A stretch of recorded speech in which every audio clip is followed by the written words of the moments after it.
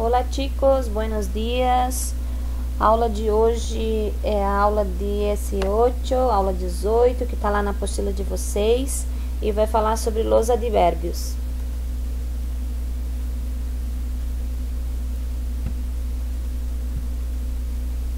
Então, os advérbios são palavras invariáveis, né? E eles podem modificar um verbo, um adjetivo ou até outro advérbio, como é o caso do muy e do mucho, né? Que causa mudança também em alguns advérbios. São sempre invariáveis, como eu falei, e quando se refere a substantivo, tomam caráter de adjetivo, tá? A gente também vai ver os advérbios que a gente, quando é um adjetivo, que a gente coloca o mente, né, no adjetivo, ele vira um advérbio de modo, tá? Então, vamos ver aqui quais são os advérbios e a tradução. Então, aqui nós temos os advérbios de tempo, tá? Importante lembrar que o próprio nome já diz tudo, tá? Então, advérbio de tempo, que indica tempo, né?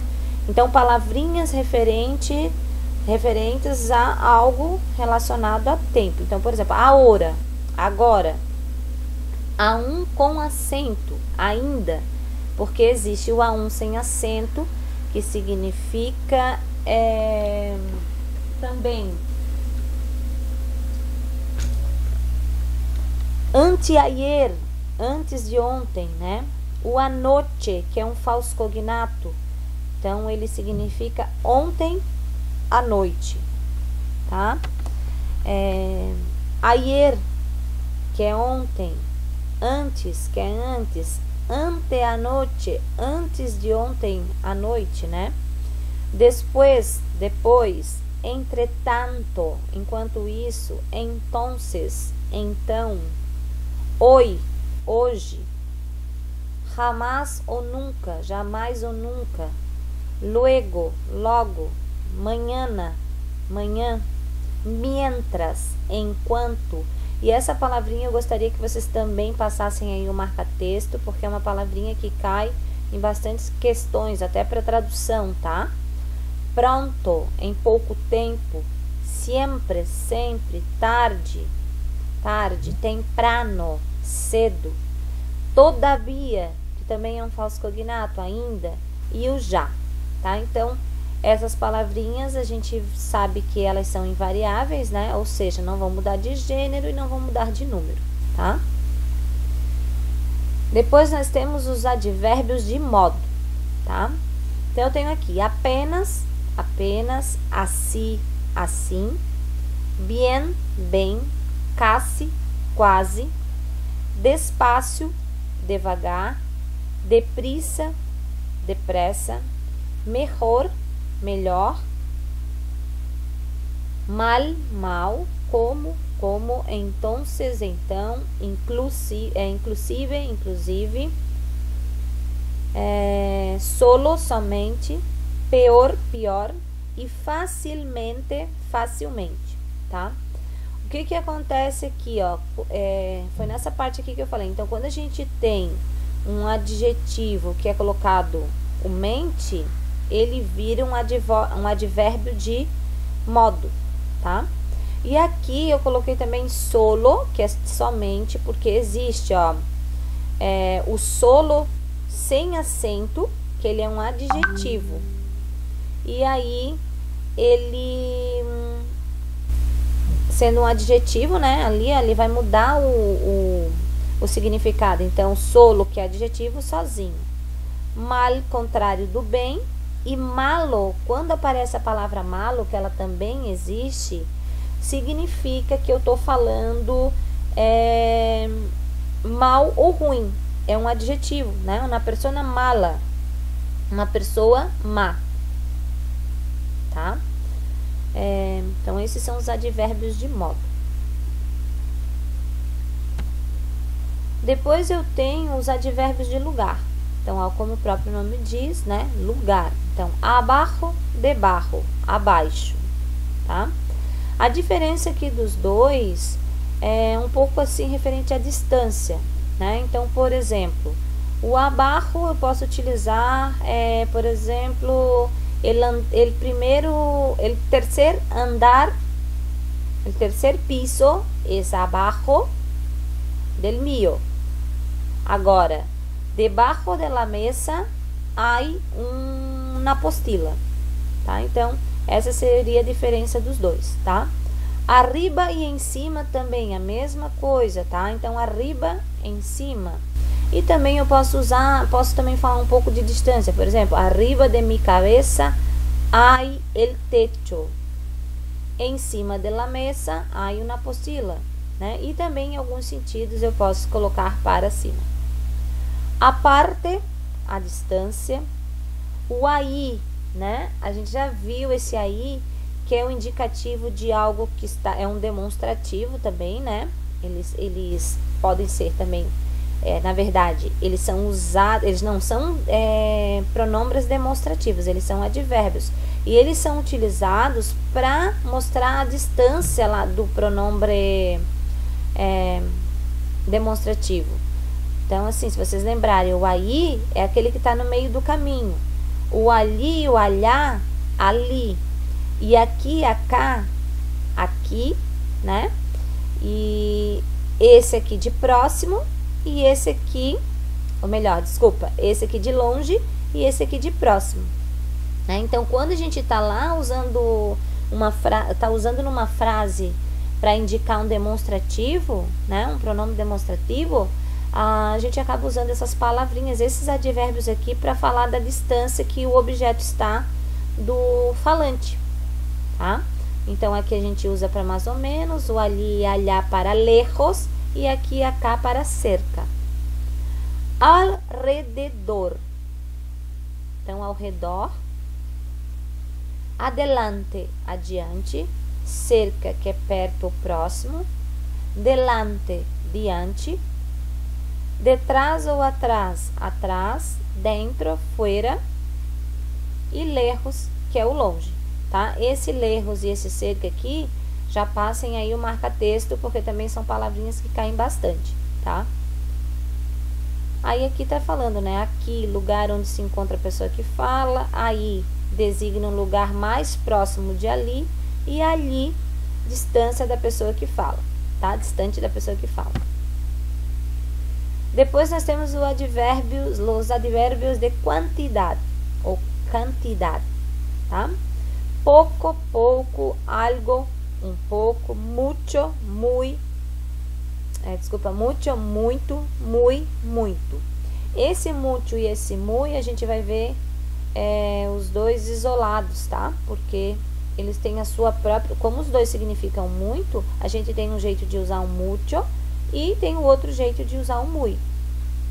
Mas com acento, mais, tá? Daí aqui também quero que passem o marca-texto, porque existe o mas sem acento, que a gente viu que é uma conjunção adversativa, tá? Então, isso aqui também eles colocam como pegadinha. Então, mas com acento, um advérbio de quantidade, mais.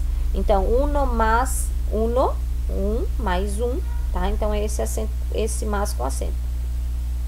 Bastante ou demasiado, bastante, né? Algo em abundância.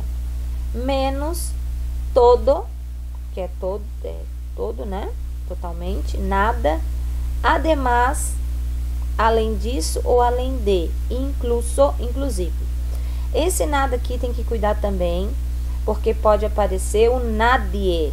Nadie significa ninguém. Nada é nada.